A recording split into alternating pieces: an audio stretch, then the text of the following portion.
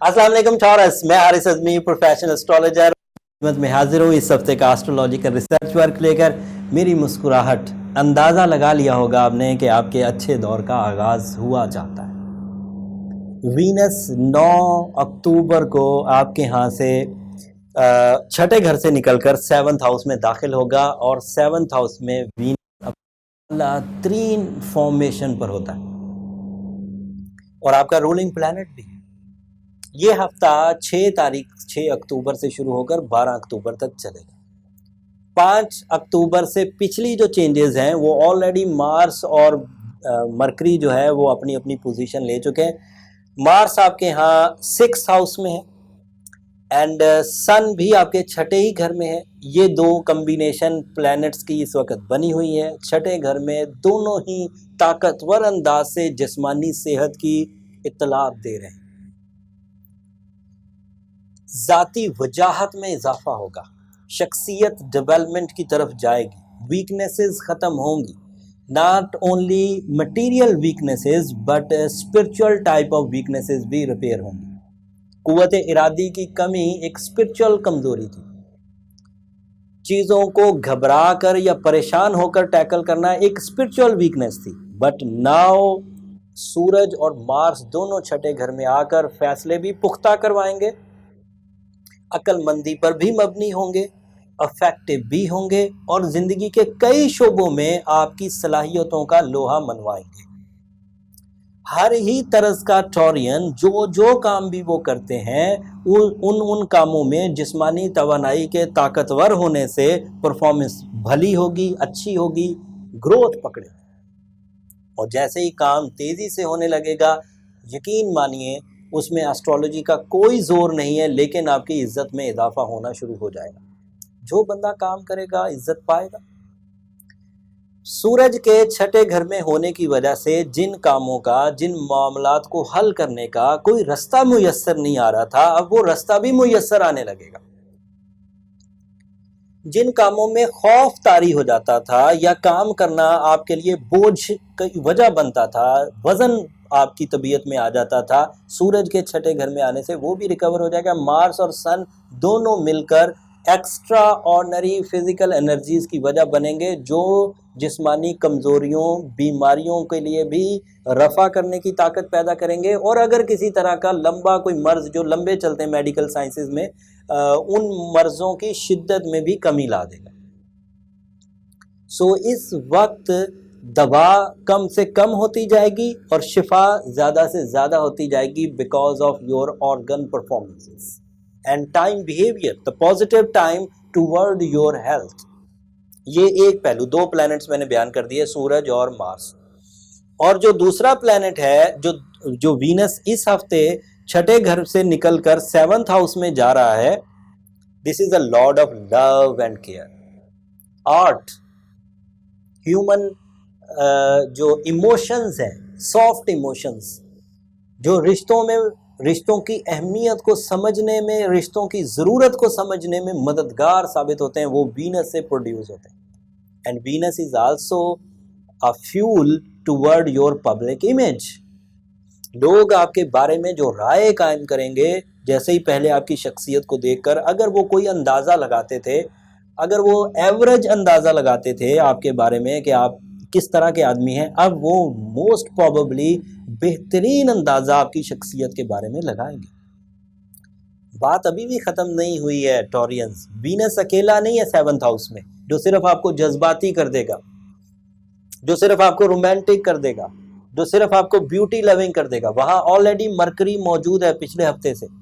And you know Mercury is a sign of mind abilities, अच्छे और बुरे की तमीज़, अंदाज़े गुफ्तगू।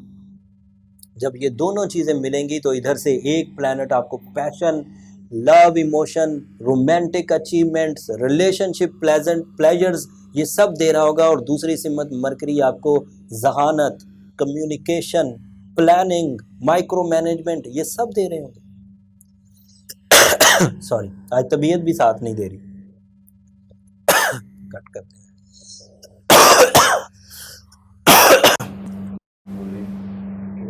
मरकरी और वीनस की ये कम्बिनेशन सिर्फ रिलेशनशिप, सिर्फ कम्युनिकेशन, सिर्फ जहानत के लिए ही अच्छी नहीं होगी, ये शराकतदारी के कारोबार के लिए भी अच्छी होगी। ये आपको मुआशरे में एप्रिसिएशंस भी दिलाएगी। और ये दो पोजीशंस इस वक्त आपके इस हफ्ते को काफ़ी रोशन बनाए हुए हैं। मार्स का सन के साथ छठे घर में होना, वीनस का मरकरी के साथ सातवें घर में होना, ये दो अहदाफ, ये दो नए टारगेट्स आपके लिए इस हफ्ते को मसरूफ़ तरीन हफ्ता बना देंगे। मसरूफियत के इवज़ आपको बहुत बड़ी बड़ी कामयाबियां हासिल हो सकती हैं। इन कामयाबियों में ये जो शॉर्ट टर्म प्लैनेट्स हैं जिनका वजूद या जिनकी फ्यूलिंग्स छठे घर में और सातवें घर में 30 दिन के करीब आपको फ़ायदा देंगी, आगाज़ पिछले हफ्ते से हो चुका है। लेकिन जब बड़े प्लैनेट्स भी इसमें हिस्सा लें तो उस वक्त इसी कारकर्दगी में मज़ीद इजाफा हो जाता है। जैसा कि आपके यहाँ यूरेनस पहले घर में अप्रैल के मंथ से आया हुआ है और 7 साल रहेगा। और ये बात मैं मज़े की पहले ही आपको बता चुका हूँ कि क्योंकि यूरेनस एक हाउस में 7 साल रहता है, इसका मतलब ये था कि वो अब अपनी 84 ईयर्स की साइकिल दोबारा एक रोटेशन शुरू करने लगा है अप्रैल से 2019 से। इसका दूसरा मतलब ये हुआ कि फर्स्ट हाउस में ये आज से 77 ईयर्स पहले आया था। तो जब से आप जिन लोगों की उम्र 77 साल से कम है, इसका मतलब है उन्होंने आज से पहले यूरेनस को फर्स्ट हाउस में कभी एंजॉय ही नहीं किया। फर्स्ट टाइम पहले घर में यूरेनस को एंजॉय करने लगे। और मज़े की बात, दूसरी टेक्निकल न्यूज़, दोबारा कभी फर्स्ट हाउस में आपको नहीं मिलेगा क्योंकि फिर 84 साल के बाद ही इधर आएगा।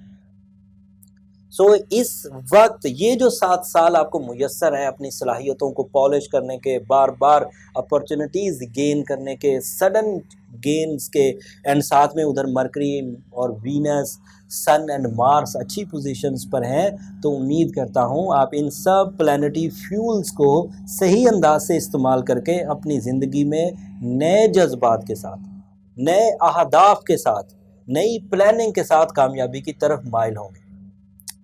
और एक मैं अपनी ऑब्जर्वेशन दे दूं टॉरियंस, सैटर्न बहरहाल अच्छी पोजीशन पर नहीं है, सॉरी जुपिटर 8th हाउस में कमज़ोर पोजीशन पर है, सैटर्न तो 9th हाउस में बहरहाल अच्छा होता है, not too much but averagely अच्छा होता है, जिसकी वजह से कुछ रिलीफ तो बहरहाल आपको है। जो रिलीफ छोटा सा नहीं है वो सिर्फ ये कि सैटर्न की इंटरफेरेंस आपको थोड़ी खौफ ज़्यादा या गम ज़्यादा सी रखेगी, इमोशंस को थोड़ा सा डंप कर सकती है, बट उसका कुछ ज़्यादा नेगेटिव इम्पैक्ट नहीं आता। अब इतने प्लैनेटरी पोजीशन के आपकी फेवर में होने के बावजूद अगर कोई टॉरियन कमेंट्स में या आपको अपने इर्द गिर्द, मेरे पेज पर या आपके इर्द गिर्द कंप्लेन करता हुआ नज़र आए, सिस्टम की कंप्लेन करता हुआ नज़र आए, वसाइल की कमी की कंप्लेन करता हुआ नज़र आए, किस्मत की ख़राबी की कंप्लेन करता हुआ नज़र आए, तो यकीन कर लीजिए वो टॉरस ताकतवर टॉरस नहीं है। वो ज़रा सी ख़राबी, किसी भी काम की इब्तदाई मुश्किलात से वो घबरा जाते हैं। उनको फिर कुछ एक्स्ट्रा करना चाहिए, अपने अंदर एक जिद्दत लानी चाहिए, एक ताकत लानी चाहिए, अपनी सेंसिटिविटी को रिकवर करना चाहिए।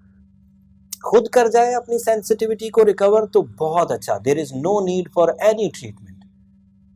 बट अगर टॉरियंस सारी कोशिशें कर ली हैं, सब तरह के मामलात करके देख लिए और फिर भी रिकवर नहीं हो रहे, तो देन आपको रूबी या एमरल्ड की तरफ चले जाना चाहिए। ये ओवरऑल रेमेडी है वीक टॉरियंस के लिए। जब वो एमरल्ड या रूबी पहनेंगे तो उससे एक्स्ट्रा कॉस्मिक एनर्जी आर्टिफिशियल वे में मसनूई अंदाज से हमें मिल जाएगी और जो कुछ कमज़ोरियाँ हमारे अंदर हैं वो रिकवर होने लगेंगी, क्योंकि स्टोन यूज एज कैटलिस्ट, अमल अंगेज के तौर पर यूज़ होते हैं, जो अवेलेबल ऑप्शंस को फास्ट कर देते हैं। एंड साथ में सूरह शम्स पढ़ना ये ज़रूरी रहेगा। ये ओवरऑल प्लैनेटरी पोजीशन थी। अब थोड़ा सा इसे सम अप करते हैं।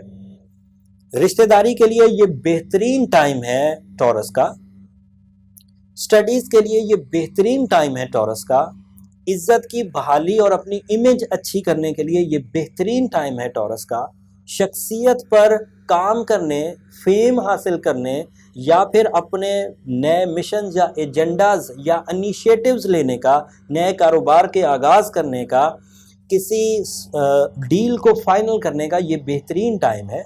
सेहत और तंदुरुस्ती हासिल करने के लिए जिन आदतों को छोड़ना है और छोड़ने में जिस तरह की वक्त की मदद की ज़रूरत है, ये उसके लिए बेहतरीन टाइम चल रहा है।